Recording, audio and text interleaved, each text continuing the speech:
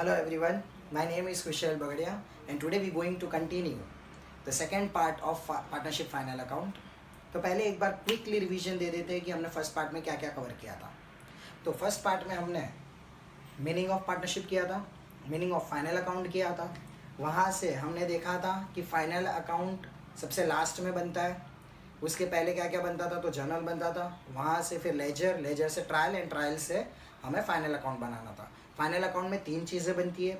कौन सी? एक तो trading account, PNL account and balance sheet. ये तीनों हमें फाइनल अकाउंट के अंदर बनाना है। और एक चीज़ हमने कवर की थी 3 गोल्डन रूल्स ऑफ अकाउंट। ये भी बेसिक हमने कवर कर लिया था लास्ट लेक्चर में। अभी ट्रेडिंग अकाउंट, पीएनएल अकाउंट और बैलेंस शीट बनाने के लिए हमें उसका बेस चाहिए। तो वो बेस क्या है? तो वो बेस है ट्रायल बैलेंस। ट्रायल बैलेंस के बिना हम फाइनल अकाउंट नहीं बना सकते। और ये बेस मतलब ट्रायल बैलेंस तुमको ऑलरेडी क्वेश्चन के अंदर दिया हुआ होगा। तो हम आज वहाँ से शुरू करते हैं और वो पार्ट कवर करते हैं थ्रू हमारा पीपीटी फॉर्म। तो अब हम देखते हैं ट्रायल बैलेंस को। ट्रायल बैलेंस कोई अकाउंट नहीं है, ये भी एक स्टेटमेंट ही है जो आपको क्वेश्चन में दिया गया होगा ऑलरेडी। और इसमें 2 साइड्स होगी, एक डेबिट और एक क्रेडिट। डेबिट साइड जो आपके लेफ्ट हैंड साइड में रहेगी और credit side right hand side में रहेगी। इस तरीके से रहेगा। अभी इसमें बहुत सी चीज़ें रहेगी डेबिट और क्रेडिट के अंदर जो आपको क्लासीफाई करना है। क्लासीफाई करना है ट्रेडिंग अकाउंट में, या तो पीएनएल अकाउंट में, या तो बैलेंस शीट के अंदर। अभी डेबिट साइड पे जितनी भी चीज़ें रहेगी वो आपको डालनी है ट्रेडिंग अकाउंट के डेबिट साइड पे, या तो पीएनएल अकाउंट के डेबिट साइड पे, या तो बैलेंस शीट में एसेट साइड पे। मतलब डेबिट साइड पे ट्रायल बैलेंस के अंदर डेबिट साइड पे जितनी भी चीज़ें रहेगी वो ट्रेडिंग अकाउंट के डेबिट में ही जाना है, पीएनएल के डेबिट में ही जाना है, या तो बैलेंस शीट में एसेट साइड में जाना है। वो कभी क्रेडिट साइड पे नहीं जाएगा। मतलब डेबिट को डेबिट साइड पे ही रिलेट करना है और बैलेंस शीट में एसेट साइड पे। और क्रेडिट साइड पे जितनी भी चीज़ें रहेगी वो ट्रेडिंग अकाउंट के क्रेडिट साइड में ही जाना है, पीएनएल अकाउंट के क्रेडिट साइड पे ही जाना है, और बैलेंस शीट में लायबिलिटी साइड पे। मतलब क्रेडिट वाली चीज़ें ना डेबिट साइड पे आएगी और ना डेबिट साइड की चीज़ें क्रेडिट साइड पे जाएगी। तो ये बहुत सिंपल हो चुका। ट्रायल बैलेंस में 2 साइड रहेगा, डेबिट एंड क्रेडिट। डेबिट की चीज़ें आपको ट्रेडिंग अकाउंट, पीएनएल अकाउंट के डेबिट साइड में ही जाएगी और बैलेंस शीट के एसेट साइड में जाएगी। और ट्रायल बैलेंस के क्रेडिट साइड पे जो भी चीज़ें रहेगी वो ट्रेडिंग अकाउंट और पीएनएल अकाउंट के क्रेडिट साइड में ही जाएगी और बैलेंस शीट के लायबिलिटी साइड में जाएगी। ये बहुत सिंपल और क्लियर हो चुका। अब ट्रेडिंग अकाउंट और पीएनएल साइड पे कौन सी चीज़ें जाएगी? जो एक्सपेंस या तो लॉस रहेगी वो हम ट्रेडिंग और पीएनएल के डेबिट साइड में डालेंगे, जो एक्सपेंस एंड लॉस।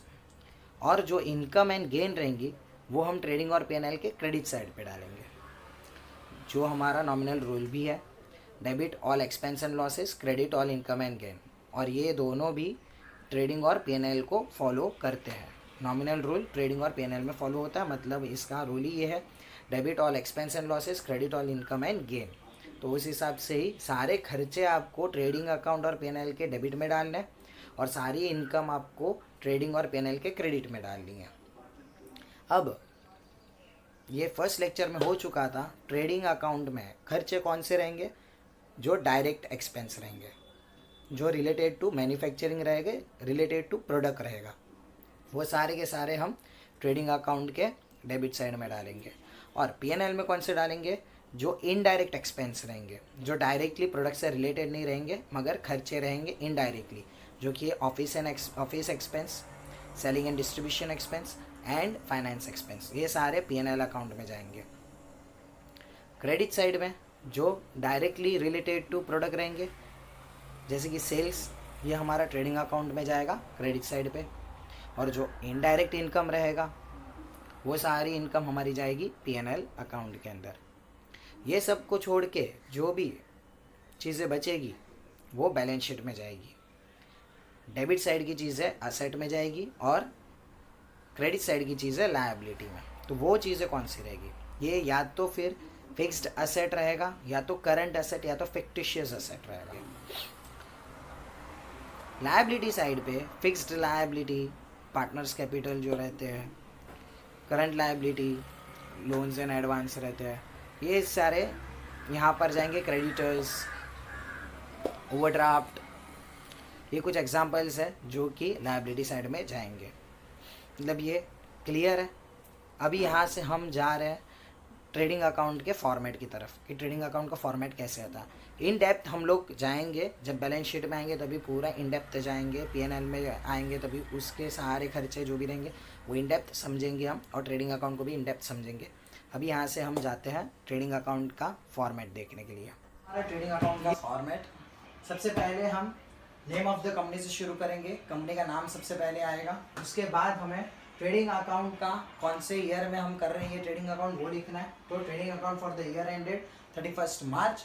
वहाँ से हमें लेफ्ट हैंड साइड पे डेबिट साइड लिखना है, जो कि ये डेबिट साइड है इस वजह से, और यहाँ पर क्रेडिट लिखना है, जो कि ये क्रेडिट साइड है इस वजह से। यहाँ से हम पर्टिकुलर अमाउंट लिखना है। इस तरीके से हमारा मेन फॉर्मेटिंग हो चुका। अब उसके अंदर क्या क्या चीज़ें आएगी वो हम देखते हैं। कम तो पहले डेबिट साइड देखते हैं, डेबिट साइड में क्या क्या चीज़ें आती है। यहाँ पर डेबिट साइड में पहले ये चीज़ बतानी है इंपॉर्टेंट, डेबिट साइड पे ऑलवेज 2 से शुरू किया जाएगा और क्रेडिट साइड में ऑलवेज बाय से शुरू किया जाएगा। मतलब जो जो चीज़ें हम यहाँ पर लिखेंगे उसके पहले हमें यहाँ पर 2 और यहाँ पर बाय लिखना कंपलसरी है। अगर ये नहीं लिखा तो मार्क्स कट हो जाएगा। तो यहाँ से शुरू करना है। तो सबसे पहले 2 ओपनिंग स्टॉक,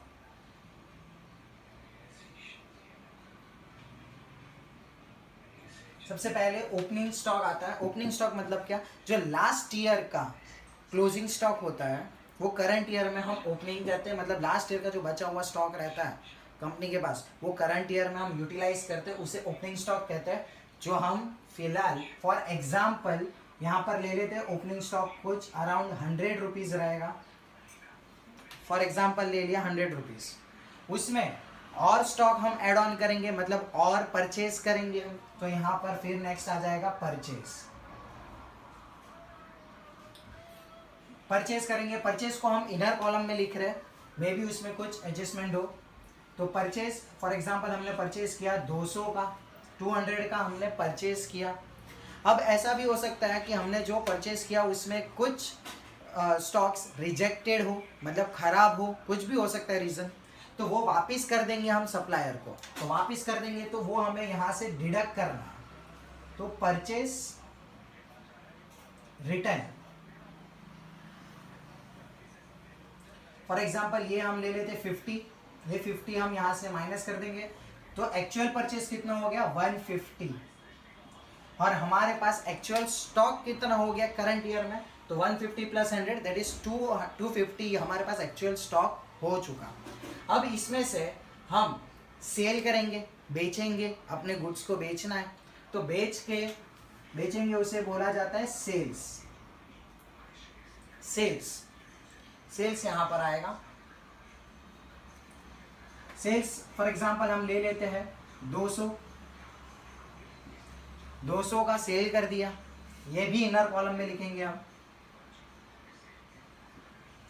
क्योंकि इसमें भी हो सकता है कि कुछ माल या कुछ मटेरियल स्टॉक रिजेक्टेड हो तो वो भी रिटर्न आ सकते हैं। तो यहाँ पर वो भी डिडक्ट हो जाएगा सेल्स में से। तो सेल्स रिटर्न, ये भी कुछ रिटर्न आ जाए, रिजेक्टेड मटेरियल या रिजेक्टेड स्टॉक। तो ये फॉर एग्जांपल ले लेते 50। तो एक्चुअल सेल्स कितना हुआ हमारा 150 हमारा एक्चुअल सेल्स है। अभी इसमें यहाँ पर at the end of the उसमें हमें क्लोजिंग स्टॉक मिलेगा।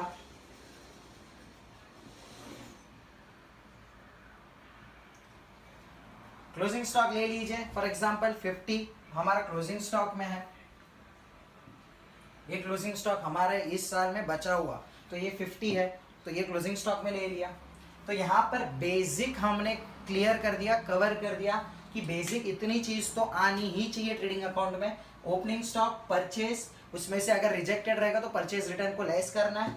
यहाँ पर वही चीज़ हम सेल करेंगे, सेल के बाद अगर रिजेक्टेड रहेगा तो वो रिटर्न हमारे पास आ जाएगा, तो सेल्स रिटर्न हो जाएगा। और at the end closing stock. यहाँ पर ये बेसिक क्लियर हो गया। यहाँ पर इसके नीचे और भी चीज़ें आएगी जो कि रहेगी डायरेक्ट एक्सपेंस।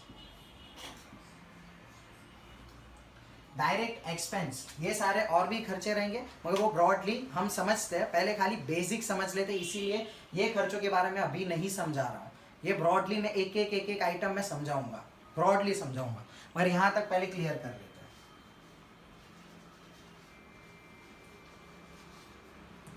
अभी यहाँ तक होने के बाद दोनों साइड को हमें टोटल करना है।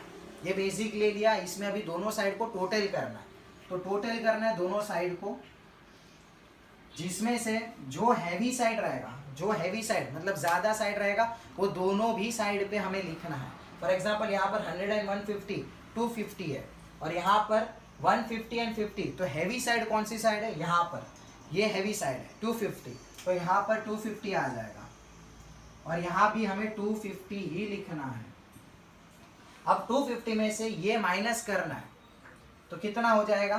200 एंड 150 50 रुपीज। तो ये हमें क्या हो रहा?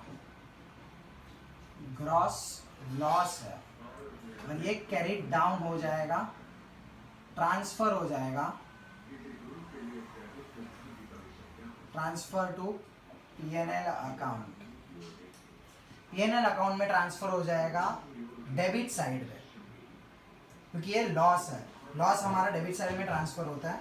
तो to gross loss brought down यहाँ पर हम करेंगे, और यहाँ पर 50 रुपीज से शुरुआत पीएनएल की यहाँ से होगा। एक्सपेंस हमारा 250 था, इनकम हमारी सिर्फ 200 रुपये थी, 200 था, इस वजह से उसमें से माइनस करना है। 250 में से 200 को माइनस करेंगे तो 50 रुपीज़ हमको लॉस मिला, और ये लॉस हमारा पीएनएल अकाउंट में ट्रांसफ़र हो जाएगा। इस तरीके से अगर हमें प्रॉफिट मिलता, तो ये प्रॉफिट यहाँ पर ट्रांसफ़र हो जाता। फॉर एग्जाम्पल अगर यहाँ पर प्रॉफिट आता था, to gross profit carried down, अगर यहाँ पर प्रॉफिट मिलता था फॉर एग्जाम्पल हमें, तो ये प्रॉफिट हम क्रेडिट में ट्रांसफर करते हैं, क्योंकि इनकम एंड गेन यहाँ पर है। तो यहाँ पर आ जाता था हमारा by gross profit brought down, यहाँ पर ये ब्रॉड डाउन आ जाता, और ये अमाउंट यहाँ पर आ जाता था। इस तरीके से प्रॉफिट की एंट्री होती थी। अगर डेबिट में हमें प्रॉफिट मिलता तो ये पीएनएल अकाउंट के क्रेडिट में आता था, और अगर ट्रेडिंग अकाउंट के क्रेडिट में हमें लॉस मिलता था तो ये पीएनएल अकाउंट के डेबिट में ट्रांसफ़र। तो अब हम डेबिट साइड को इन डेप्थ जाकर समझते हैं। जैसे कि हमने बेसिक ऑलरेडी क्लियर कर लिया अभी, तो डेबिट साइड पे और भी कौन से खर्चे रहेंगे और क्रेडिट साइड पे और कौन से इनकम रहेंगे, वो अभी इन डेप्थ जाकर हम एक एक को समझते हैं। तो डेबिट साइड पे ओपनिंग स्टॉक हमारा हो चुका, परचेज हो चुका, परचेज रिटर्न, ये तीन को हमने समझ लिया बेसिक कंसेप्ट्स में ही। उसके बाद अभी वेजेस वो होता है जो लेबर को पे किया जाता है। जैसे एम्प्लॉयज़ को सैलरी पे करते हैं, उसी तरीके से लेबर को वेजेस पे करते हैं फैक्ट्री के अंदर जो काम करते हैं उनको। देयर आफ्टर कैरेज इनवर्ड, जो हमने परचेज किया उससे फैक्ट्री तक लाने तक का जो खर्चा होता है उसे कैरेज इनवर्ड कहा जाता है। देन फ्रेट, जो हमने ट्रांसपोर्टेशन के थ्रू गुड्स को मंगवाए थे थ्रू रेलवेज या एयरलाइंस या शिपिंग, तो उसमें जो चार्जेस या जो फेयर्स पे करते हैं ना, उसे फ्रेट कहा जाता है। देन ऑक्ट्रॉय, अगर हम दूसरे स्टेट से या तो दूसरे सिटी से हम कुछ गुड्स मंगवा रहे हैं तो वहाँ पर हमें ऑक्ट्रॉय पे करना पड़ता है हमारे स्टेट या तो सिटी के अंदर लाने के लिए, तो ये ऑक्ट्रॉय ड्यूटी वहाँ पर पे करना पड़ता है। देयर आफ्टर इम्पोर्ट और कस्टम, मतलब दूसरे कंट्री से हम इम्पोर्ट करवा रहे, कुछ परचेज कर रहे हैं बाहर की कंट्री से, तो अपने कंट्री में लाने के लिए ये ड्यूटी पे करना पड़ता है, इम्पोर्ट और custom duty. Thereafter power, fuel, oil, coal, gas, water, ये सारे फैक्ट्री के नॉर्मल खर्चे हैं जो फैक्ट्री में ही यूज़ होते हैं। देयर आफ्टर फैक्ट्री रेंट, जिस प्रीमाइसिस में हमने फैक्ट्री बनाई है तो उसका रेंट भी पे करना पड़ता है, उसे इंश्योर्ड भी किया है तो इंश्योरेंस भी पे करना पड़ता है उसके लिए, तो ये डायरेक्ट गुड्स से रिलेटेड सारे खर्चे हैं, इसलिए ट्रेडिंग में आएंगे। Thereafter royalty, trade expense, royalty coal mines पे की जाती है, या तो फिर पेटेंट राइट्स, कॉपीराइट, इसके ऊपर रॉयल्टी पे करनी रहती है। मैं इसे समझाने के लिए एक बेसिक एग्जांपल देता हूँ. फॉर एग्जांपल राइटर, ऑथर जब बुक लिखता है और या तो फिर म्यूजिशियन गाने बनाता है, उसे प्रोड्यूस कोई थर्ड पर्सन करता है. प्रोड्यूस कोई थर्ड पर्सन करता है और सारे प्रॉफिट उसको ही जाते हैं क्योंकि वो प्रोड्यूस करता है. मगर जब तक इनकी बुक या तो ये गाना बिकेगा तब तक प्रोड्यूसर इनको कुछ अमाउंट पे करेगा. तो वो जो अमाउंट पे करेगा ना, लाइफ टाइम में जब जब ये बुक या तो ये गाने बिकेंगे, जब ये बिकेगा तब कुछ अमाउंट पे करना रहता है. तो जब जब ये अमाउंट पे करना रहता है उसे कहा जाता है रॉयल्टी. ये रॉयल्टी पे करते हैं जो हमारे उसमें या तो फिर कोल माइंस में आते हैं, पेटेंट में आते हैं या तो फिर कॉपीराइट्स में आते हैं. फिर वर्क मैनेजर सैलरी. ये वर्क मैनेजर सैलरी ये फैक्ट्री के अंदर जो मैनेजर होते हैं उनकी सैलरी रहती है. सिर्फ सैलरी आएगी, ओनली सैलरी आएगा तो ये P&L में जाएगा क्योंकि ये ऑफिस के रिलेटेड रहता है. मगर वर्क मैनेजर लिखा रहेगा, वर्क मैनेजर सैलरी मतलब ये फैक्ट्री के अंदर जो मैनेजर है उसकी सैलरी है, तो इसीलिए ये ट्रेडिंग अकाउंट में जाएगा. Trade expense.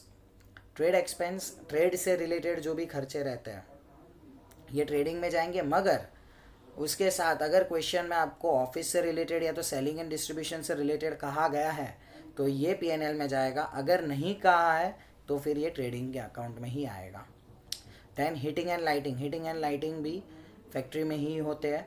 अगर इन केस लाइटिंग के लिए बोला ऑफिस लाइटिंग है, ऑफिस इलेक्ट्रिसिटी, तो फिर वो वहाँ पर जाएगा. इलेक्ट्रिसिटी भी बोला तो भी P&L में जाएगा. सिर्फ हीटिंग एंड लाइटिंग कहा गया होगा, हीटिंग एंड लाइटिंग, तो ही ये ट्रेडिंग अकाउंट में आएगा. अदरवाइज ट्रेडिंग अकाउंट में अदरवाइज P&L में जाएगा. हीटिंग एंड लाइटिंग कहना ज़रूरी है. हीटिंग एंड लाइटिंग कहेंगे तो ट्रेडिंग अकाउंट में ही आएगा. और एक चीज़ जो हमने वेजेस ऊपर कवर किया, कभी कभी वेजेस एंड सैलरीज भी लिख कर आता है. तो अगर वेजेस एंड सैलरी लिखा हुआ है तो ये ट्रेडिंग अकाउंट में जाएगा. मगर सैलरी एंड वेजेस लिखा रहेगा तो ये P&L में जाएगा. मतलब जो फर्स्ट पहला वर्ड जो लिखा रहता है उसके हिसाब से आपको करना है. अगर वेजेस एंड सैलरी है तो ट्रेडिंग अकाउंट में जाएगा, सैलरी एंड वेजेस है तो P&L अकाउंट में जाएगा. अब हम क्रेडिट साइड पे देखते हैं. सेल्स रिटर्न ये दोनों हमारा हो चुका है, कवर हो चुका था. गुड्स डिस्ट्रॉयड बाय फायर और थेफ्ट, मतलब गुड्स को आग लग गई या तो फिर चोरी हो गए. By goods withdrawn for personal use. Goods personal use के लिए निकाले हैं, मतलब ड्राइंग्स है, ये पार्टनर्स ने खुद ने ये विड्रॉ की है गुड्स को खुद के यूज़ के लिए विड्रॉ किए थे. और third one, goods distributed as a free sample. Goods को डिस्ट्रीब्यूट कर दिए ऐसे ही फ्री सैंपल में फॉर एडवर्टीजमेंट. तो ये तीन केस में एक चीज़ कॉमन है कि यहाँ पर गुड्स जा रहे हैं. इन शॉर्ट गुड्स जा रहे हैं, कैसे भी जा रहे हैं, या तो फिर वो चोरी हो गए, या तो आग लग गई, या तो पार्टनर लेकर गया, या तो डिस्ट्रीब्यूट कर दिया एज अ फ्री सैंपल. मगर तीनों केस में गुड्स तो जा रहे हैं. तो यहाँ पर ट्रेडिंग अकाउंट में इस वजह से इसे लिखना है क्योंकि हमें गुड्स के रिकॉर्ड दिखाने ज़रूरी है. क्योंकि हमने कुछ गुड्स ऑलरेडी हमारे पास थे, उसमें हमने नए गुड्स परचेज़ किए, कुछ गुड्स को हमने सोल्ड आउट कर दिए और स्टॉक में गोडाउन में और थोड़े गुड्स पड़े.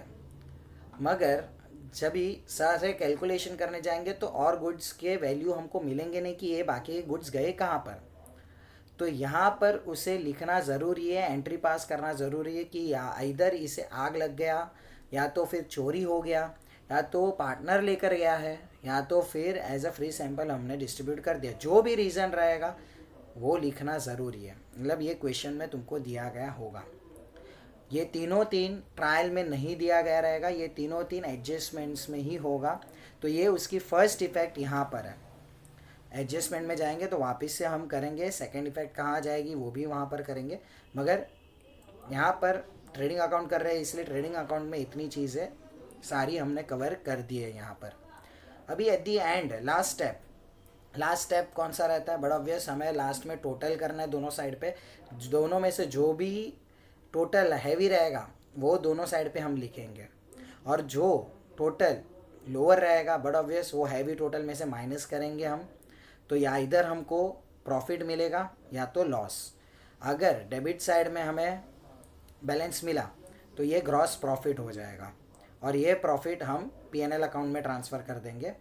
और अगर क्रेडिट साइड पे हमें बैलेंस मिला तो ये लॉस हो जाएगा, ग्रॉस लॉस, और ये ट्रांसफ़र कर देंगे हम P&L अकाउंट के डेबिट साइड में। तो यहाँ पर हमने पूरा ट्रेडिंग अकाउंट कवर कर दिया है। नेक्स्ट पार्ट में हम P&L अकाउंट और बैलेंस शीट के साथ आएंगे, जो कि हमारा थर्ड पार्ट रहेगा पार्टनरशिप फाइनल अकाउंट का।